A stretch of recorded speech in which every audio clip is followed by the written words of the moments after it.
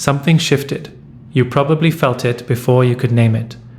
A subtle change in the atmosphere, a difference in the quality of the air between you and someone who spent a long time making you feel like you were the one who needed to adjust, the one who needed to shrink, the one who needed to want less and feel less and ask for less just to make the relationship survivable. And then you went quiet, not dramatically, not with a speech or an ultimatum or a performance of moving on. You simply stopped.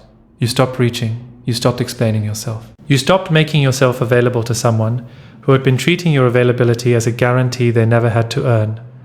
And something in them, something they were not prepared for, something their entire psychological architecture had no adequate response to, cracked. Because the one thing an avoidant never builds a defense against is the silence of the person they expected to always be there.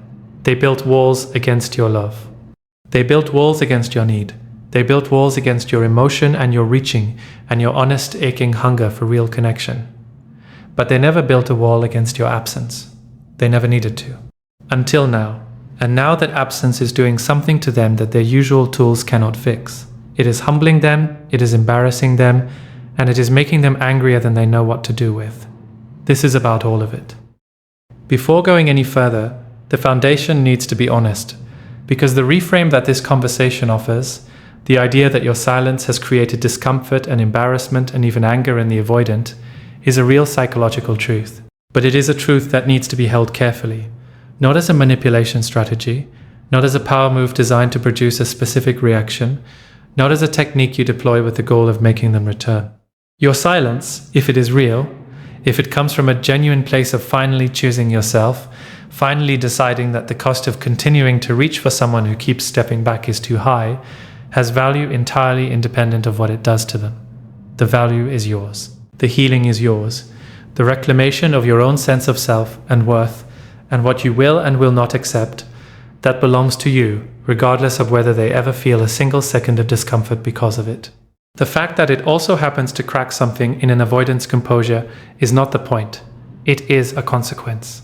A real one, worth understanding. But the moment your silence becomes about their reaction rather than your own integrity, it stops being the thing that heals you and starts being another version of organizing your life around them. And you have already done enough of that. So, what is actually happening inside an avoidant when the person they depended on, the person who has always been reliably present, reliably reaching, reliably absorbing the distance and the withdrawal and the emotional unavailability without ultimately leaving, goes genuinely quiet? The first thing that happens is disbelief. Not conscious disbelief, not a rational assessment of the situation, a deep, almost instinctive refusal to register what is occurring. Because the avoidant's internal model of you, the model they built over the course of the relationship, the model that their patterns were designed around, includes your presence as a constant. You were in the architecture of how they related to you, the fixed point, the one who stayed, the one who reached back every time they retreated. The one whose love and attention and emotional availability were at some level taken for granted, not necessarily consciously, not necessarily cruelly, but functionally. Your presence was factored in as something that did not require maintenance, because it had always simply been there. And now it is not there, and the model does not know what to do with that information. This is not a small disruption. For someone who maintains emotional stability through the careful management of their relational environment, through the predictable rhythms of connection and withdrawal, through the knowledge that intimacy is available when they want it and distance is available when they need it, your silence is a structural failure. It removes a load-bearing wall, and the internal architecture, which was built on the assumption that wall would always hold, begins to feel the stress of its absence. The disbelief gives way to something that most people would not expect. It gives way to confusion. Not the confusion of someone who has no idea what happened. Most avoidants have more than enough self-awareness to understand, at least intellectually, why the silence arrived. But the confusion of someone whose emotional responses are not matching their intellectual understanding of the situation. They know why you went quiet. At some level, they always knew this day was a possibility. They watched themselves create the conditions for it. The withdrawal, the emotional unavailability, the cycles of warmth and cold, the subtle and sometimes not so subtle ways they made you feel like your love was too much, while their distance was entirely reasonable. They participated in building the situation that produced your silence. They are not surprised in the part of their mind where honesty lives that you finally chose yourself. But their nervous system is surprised. Their attachment system, which for all its avoidant wiring did attach to you in the specific and real way that genuine connection always creates, is responding to your absence with something it did not anticipate. Because the intellectual understanding of why you stepped back does not prevent the emotional experience of the loss. And for an avoidant who has spent a lifetime routing feeling through the intellect as a management strategy, encountering a feeling that will not be adequately contained by intellectual understanding is deeply disorienting. They thought they could manage this. They have managed losses before, or told themselves they had. They are practiced at the performance of being fine. But something about your specific silence, the particular weight of the absence of someone who loved them in the specific way you loved them, is not performing fine on command the way other things have.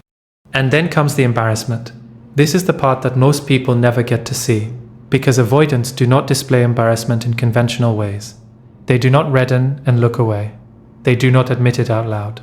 They process it privately, the way they process everything real, behind the wall, in the silence, in the hours when no one is watching. But it is there. And it is significant. The embarrassment comes from a very specific place. It comes from the gap between how they behaved and who they know themselves to be at their best. Because most avoidants, underneath the patterns and the defenses and the withdrawal, have a sense of themselves as people of integrity. As people who, on some fundamental level, are decent, are capable of more than their relationship patterns suggest, are not at their core the person who takes love for granted and then watches it walk away without having done anything adequate to deserve its staying.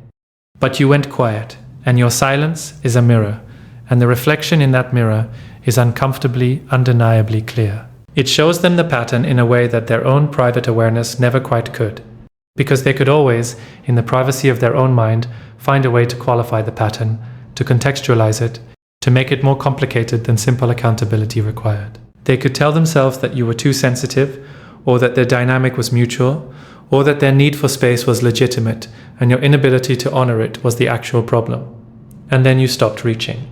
You stopped being the evidence they could point to, your need, your reaching, your visible love, as proof that you were the one making the relationship difficult. And in the absence of that evidence, the story they were telling themselves about the dynamic suddenly has a very different shape.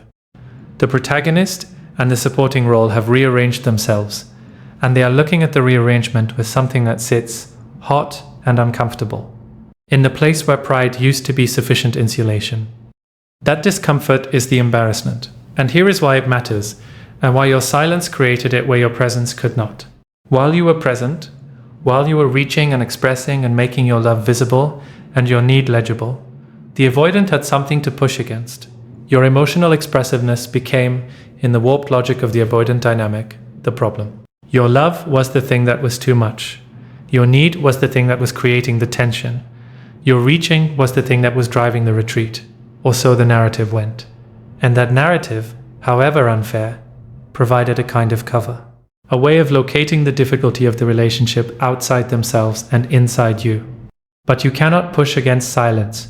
There is nothing in your absence to label as too much. There is nothing in your stillness to retreat from. The dynamic that allowed them to cast you as the overwhelming one, the needy one, the one whose love was the source of the difficulty, that dynamic requires your participation to function, and you withdrew your participation. You took the thing they were using to avoid looking at themselves, and you took it home with you. And now there is nothing left in the space between you, but the unobstructed view of their own behavior. That is why the silence humbles them in a way that your most honest, most clearly expressed pain never could. Not because your pain was not legitimate, not because you were not communicating clearly, but because pain from you could be absorbed into the narrative of you being too emotional, too sensitive, too much. Silence from you cannot be absorbed into anything except the truth. Now comes the anger, and the anger is the part that confuses people the most, because it seems, on the surface, like the wrong emotion for the situation. Why would someone be angry at you for finally doing what every healthy instinct in you was pointing toward? Why would your silence, your simple, dignified, self-preserving choice to stop organizing your emotional life around someone who was not reciprocating, produce anger in them? Because the anger is not really about you. It never is, with avoidance. The anger that your silence generates is almost entirely directed inward. But because avoidants have very limited capacity for sitting with inwardly directed difficult emotions, because turning pain and accountability and shame toward themselves is one of the most threatening experiences their psychology allows. The anger gets externalized. It gets projected outward. It looks from the outside like it is about you and what you did. But what it is actually about is what your silence is making them feel about themselves, which they cannot tolerate, and which is therefore easier to experience as anger at you than as the far more confronting alternative. The alternative being, I created this, I did something wrong, my patterns caused damage. And now I am experiencing the consequence of that damage, and the consequence is fair, and I have to sit with that. That sequence of thoughts, arriving at genuine accountability through the discomfort of loss, is one of the most psychologically demanding processes available to a human being. And it is exponentially more demanding for someone whose entire attachment system was built to avoid the vulnerability that accountability requires. So the anger arrives as a shield, as a way of staying on the offensive rather than sitting in the exposed position of someone who knows they got it wrong and cannot take it back. The anger also serves another function, and this one is worth understanding in detail, because it is directly related to the power dynamic that your silence disrupted. For the duration of the relationship, and particularly during the cycles of withdrawal, the avoidant held a specific kind of relational power. Not power they necessarily sought consciously, not power they would probably describe as power, but functional power nonetheless. The power of being the one who needs less, the one who can take or leave, the one whose emotional equilibrium is, on the surface, less disturbed by the relationship's difficulties. While you were visibly affected by the distance, while the withdrawal registered on you in ways you could not hide, they maintained the composure of someone who appeared to need the relationship less than you did. In almost every human dynamic, the person who appears to need less holds more relational leverage. Not because that is fair, not because needing less is a virtue, but because the one who needs more is, by the logic of the dynamic, at a structural disadvantage. They have more to lose. They are more invested in the relationship's continuation. They are, functionally, more vulnerable. Your silence changed that entirely. In a single, unannounced movement, you redistributed the power. By removing your visible need, by taking your reaching and your expression and your available love out of the equation, you demonstrated that you can also function without the relationship. That the need was not unconditional, that your presence was not guaranteed, that you too are capable of distance. And that revelation, that the leverage they had been unconsciously relying on is not as secure as they assumed, produces anger. Because losing leverage is disorienting. Because the relational landscape they knew how to navigate, the one in which they were the one who needed less and therefore controlled more, has shifted beneath them, and they do not yet have a map for the new terrain. Here is something specific about the quality of the embarrassment that your silence generates, and it is the detail that tends to hit avoidance hardest in the quiet moments when the anger is not loud enough to drown everything else out. It is the embarrassment of being seen as what they are. Not by you necessarily, by themselves. By the version of themselves they encounter when the story they were telling about the dynamic collapses and what is left is the plain, unvarnished account of what actually happened. What they actually did. How they actually showed up, or failed to show up, for someone who was showing up fully. Avoidants are, as a general rule, reasonably intelligent people with a significant capacity for self-awareness when they choose to access it. They know what love is supposed to look like. They know what healthy relational behavior consists of. They can describe, probably with some sophistication, the components of a functional partnership. Presence, consistency, emotional availability, the willingness to sit with discomfort for the sake of something real. They know these things. And they know, in the honest accounting that your silence forces open, that the relationship did not look like those things from their end. That gap between knowing what love is supposed to look like and seeing clearly that their behavior did not match that knowing is the source of the deepest embarrassment. Not embarrassment about being caught. Embarrassment about the distance between who they understand themselves to be capable of being and who they actually were when it counted. Your silence made that gap undeniable. Your presence allowed them to keep the gap blurry, to keep the story complicated, to keep the focus on the dynamic rather than on their individual contribution to it. Your absence clarified everything. There is a particular way the embarrassment and the anger and the disbelief tend to converge in the days and weeks after your silence becomes real to them, and it produces a behavioral pattern worth recognizing. They will find ways to check on you that allow them to maintain the appearance of not needing to check on you. Indirect surveillance. Asking mutual connections things that amount to asking about you without asking about you. Noticing your presence or absence in shared spaces. Paying close, careful attention to any available signal of your emotional state while pretending in the performance they maintain for themselves as much as for anyone else, that the information does not particularly matter to them. This behavior is driven by the anxiety that your silence activated. The anxiety is real, and it is specifically the anxiety of someone who is losing their grip on a situation they previously felt they controlled. They need information. They need to know whether your silence is temporary or permanent, whether you are genuinely okay or whether the okay is a performance, whether you are thinking about them the way they are now, privately and relentlessly, thinking about you. But asking directly would require an admission. It would require them to say, through the simple act of making direct contact, that your absence matters, that they notice it, that they are affected by it. And making that admission, stepping out from behind the composure and acknowledging that they feel what they feel, runs directly into the same wall that created the problem in the first place, the vulnerability of need, the exposure of caring. So they watch from a careful distance. And the watching, which is its own form of reaching that cannot bring itself to be honest about what it is, tells you everything you need to know about how significantly your silence has landed. What are they embarrassed about specifically? Because the embarrassment is not vague, it is not a general discomfort with the situation. It has texture, it has specific content. And naming that content matters for understanding the full weight of what your silence did. They are embarrassed about the taking for granted, about the specific, quiet, ongoing way they treated your love as infrastructure. Something that would reliably be there, that did not need to be actively maintained or chosen or shown up for. That could be withdrawn from periodically without any real cost, because it would still be there when they decided to return. They are embarrassed because they know, now that the infrastructure has removed itself, that they never adequately acknowledged what it was costing you to be that constant, what it required of you to love with that consistency while receiving inconsistency in return. They are embarrassed about the specific moments they chose their own comfort over your need. The moments they could see that you were hurting, when the withdrawal had gone on long enough that the hurt was visible, unmistakable, right there in front of them, and they still did not move toward it. Still let the fear win. Still chose the distance because closing the distance felt more dangerous than watching you absorb the cost of it. They are embarrassed about the times they made you feel like your love was the problem. Like the fact that you felt deeply and needed consistently and loved without the careful emotional rationing they applied to everything was evidence of something excessive in you rather than something limited in them. Your silence has organized all of those specific moments into a coherent shape, and the shape is one they have to look at now. And looking at it is uncomfortable in the particular, stomach-level way that honest self-confrontation always is.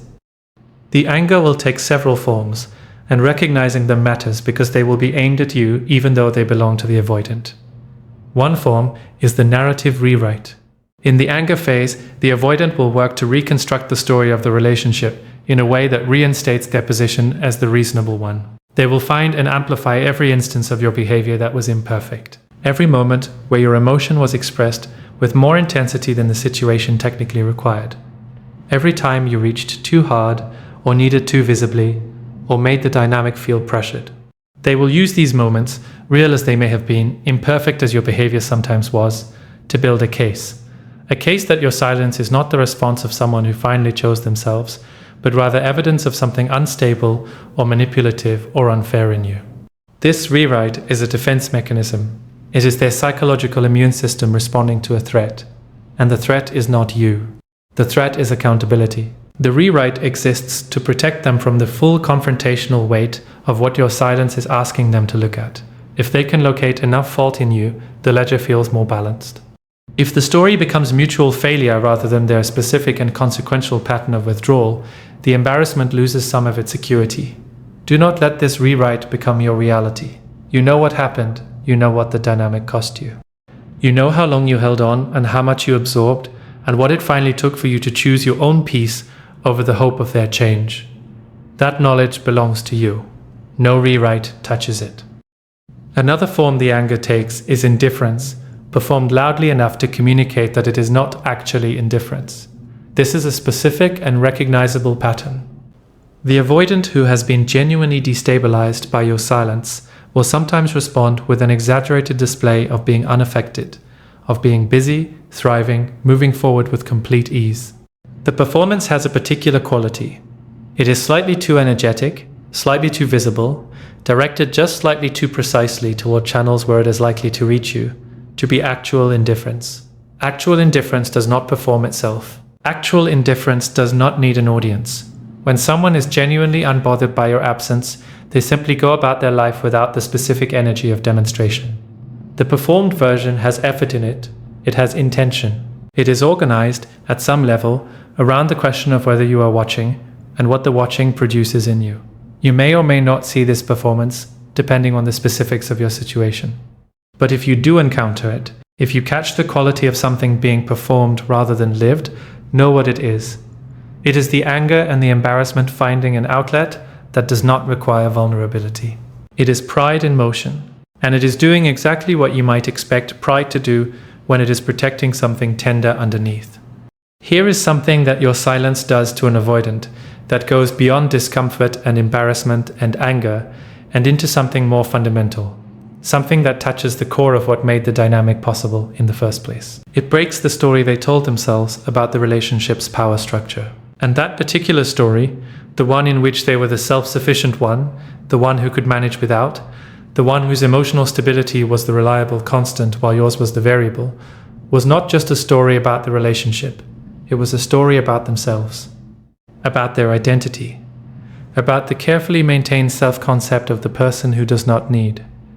Your silence does not just remove you from their life. It removes the living proof of their self-sufficiency. Because their self-sufficiency was always in a way they could not acknowledge, dependent on your neediness. It was measured against your love. It was visible in contrast to your reaching.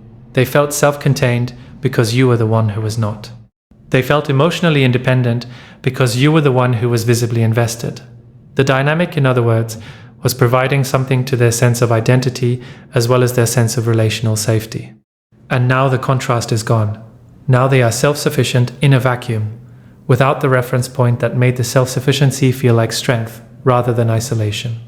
And in that vacuum, in the quiet that your silence created, something in them that the busyness and the distance and the emotional management systems usually keep drowned out becomes audible: the loneliness. The actual, unmanaged, unrootable loneliness of a person who has spent their whole life keeping love at the exact distance required to never have to feel its absence, and who is now feeling its absence in a way they cannot route anywhere. This is the part of your silence's impact that constitutes the real humbling, not the embarrassment, significant as that is. Not the anger, understandable as that is from a psychological standpoint. The humbling is this: your silence made them feel what you felt during every withdrawal they put you through. It introduced them, against their will, and without the protective layers of self-righteous justification that your visible love had always provided, to the specific experience of wanting someone who is not available. They now know what that feels like. Not in theory, in the body. In the specific, unpleasant, physical, emotional experience of reaching internally for something that is not there, of finding the space where someone important used to be and feeling the particular shape of that absence, of having thoughts that want to go somewhere and finding the destination closed. This is the humbling. This is what the dynamic required them to never fully feel, because your consistent presence meant they never had to sit with the full weight of your absence. You absorbed the distance. You processed the withdrawal.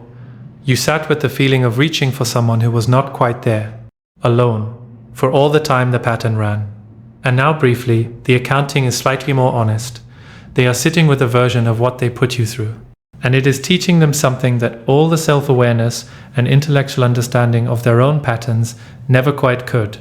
It is teaching them in the language of the body, which is the only language that actually changes anything. What happens after the embarrassment and the anger and the humbling settle, after the acute phase passes and they are left with what remains? This is the question that matters most for understanding the full arc of what your silence sets in motion. For some avoidants, what remains is a pivot, a genuine, significant turn in the direction of accountability. The experience of your absence and what it forced them to feel and see and honestly confront becomes the threshold they needed to cross. The shame of what the mirror showed them becomes the motivation for something different. They begin, haltingly, imperfectly, with all the awkwardness of someone doing deeply unfamiliar emotional work, to actually look at their patterns, to seek understanding that goes beyond intellectual awareness and reaches the nervous system. To build, slowly and at significant personal cost, the emotional capacity that the relationship exposed as missing. These are the avoidants who grow, who the loss genuinely changes. And they exist, change is possible, it is real, it happens. For others, what remains after the acute phase is a return to equilibrium, but a different equilibrium than before. One that incorporates the experience of your silence as information, as data, as a thing that happened and produced discomfort and can now be filed somewhere and managed. They reassemble, the defenses reconstitute, the story gets rewritten to something more comfortable, and they move forward carrying the lesson at arm's length, aware of it but not transformed by it. These are the avoidants who do not change, not because change was impossible, but because the decision to change was not made. Because the discomfort of your silence, real as it was eventually manageable within the existing framework. Because the ego and the fear and the investment in the existing identity proved stronger in the end than the pull of what the discomfort was pointing toward. You cannot determine which of these outcomes unfolds. That is entirely, completely, solely their territory, their choice, their internal negotiation. You do not get a vote, and trying to position yourself in a way that influences the outcome, making yourself available enough to be enticing but unavailable enough to maintain the pressure, is the kind of calculation that will cost you the very peace that your silence was beginning to build. Here is what is yours to keep, regardless of which path they take.